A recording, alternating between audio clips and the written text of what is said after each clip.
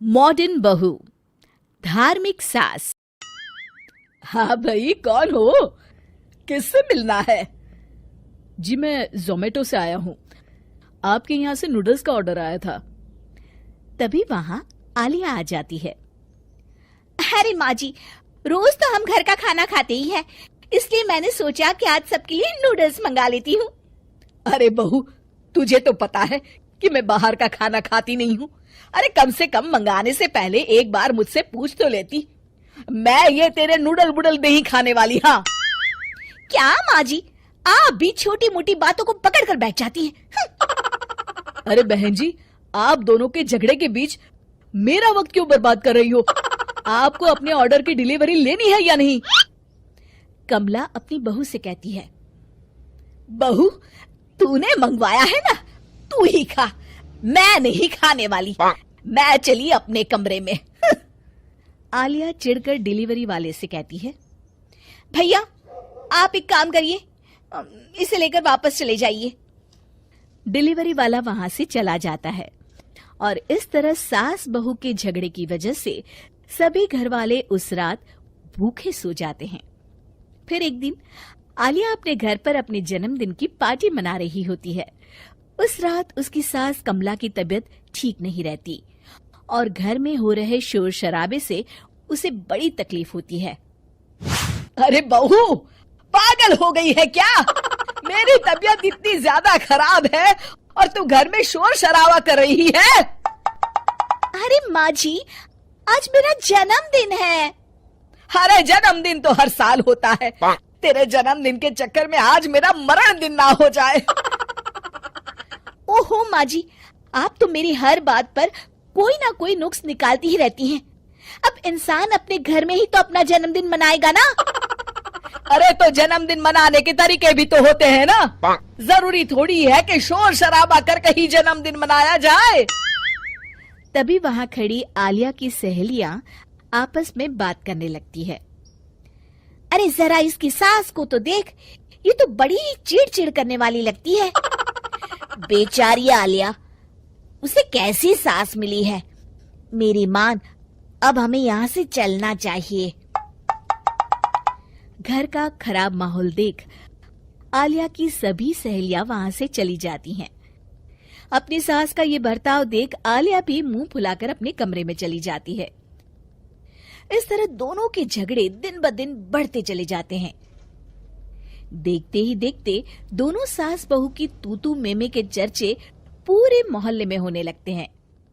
फिर एक दिन, माँ, अभी कुछ दिनों के लिए बच्चों की स्कूल की छुट्टियां लगी हैं। मैं सोच रहा था हम कहीं बाहर घुमाते हैं। क्या कहती हैं आप? हाँ हाँ बेटा, ये तो बहुत अच्छी बात है। मैं तो कब से वैष्णो देवी जाने की सोच रही थी। चलो इसी बहाने माता के दर्शन भी हो जाएंगे।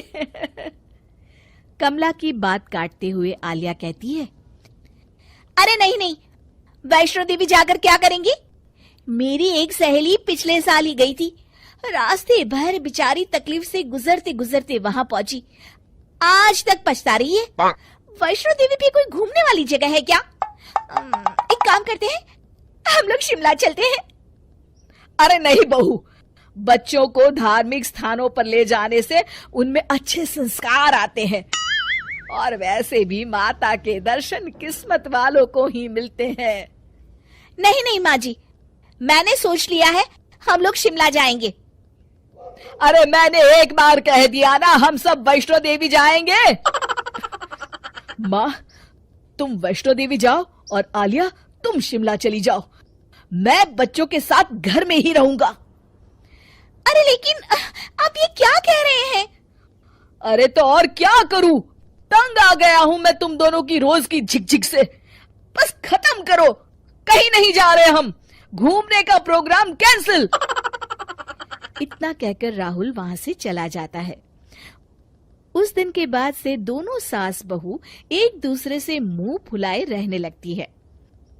फिर एक दिन, अरे बहू, आज मुझे बाजार जाना है, चलेगी तू?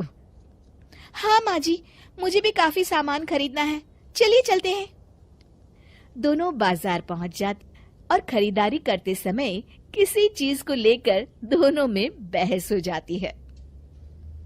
अरे तुझे कुछ नहीं समझता, बाहर से दिखने में अच्छा दिख रहा है, 4 दिन भी नहीं चलेगा ये। अरे मैं कह रही हूँ ना, आप एक बार इसे लेकर तो देखिए, ये बहुत अच्छा है। अरे बहू, मैंने अपने बाल धूप में सफेद नहीं किए हैं, कपड़े को दूर से देखकर बता सकती हूँ कि कौन सा अच्छा है और कौन सा नहीं। अरे वाह माँ जी, मतलब मैं बेवकूफ हूँ, मुझे कुछ नहीं समझता है। तभी दोनों की बातें सुनकर दुकान वाला झुंझला कर कहता है, अरे माँ जी, आप दोनों अपना झगड़ा दुकान के बाहर जाकर करिए, मेरी दुकानदारी खराब मत करिए। अरे तू कैसी बात कर रहा है? अरे तो और क्या करूं, सारा मोहल्ला तुम दोनों के झगड़ों के बारे में जानता है। आपके झगड़े के कारण दूसरे ग्राहकों को तकलीफ हो रही है। जाइए, आप दोनों किसी और दुकान से सामान खरीद लीजिए। दुकानदार की तीखी बातें सुनकर कमला और आलिया को बड़ी शर्मिंदगी महसूस होती है। घर आने के बाद दोनों के मन में दुकानदार की बातें घूम रही होती है। बहू, मुझे लगता है कहीं ना कहीं गलती हम दोनों की है। अरे छोटी छोटी बातों पर लड़ पड़ते हैं हम, जिस वजह से सारे मोहल्ले में हमारी हंसी हो रही है। हाँ माँ जी, आप बिल्कुल सही कहती हैं। आखिर हम दोनों को जिंदगी भर साथ रहना है और हमारे बीच आपसी तालमेल होना बहुत जरूरी है। माँ जी, मैं आज की बात आपसे किसी भी बात पर बहस नहीं करूंगी, मुझे माफ कर दीजिए। अरे कोई बात नहीं बहू, गलती हम दोनों की थी। शिक्षा एक दूसरे को समझने से और एक दूसरे को सम्मान देने से ही हमारे रिश्ते अच्छी तरह से चल सकते हैं।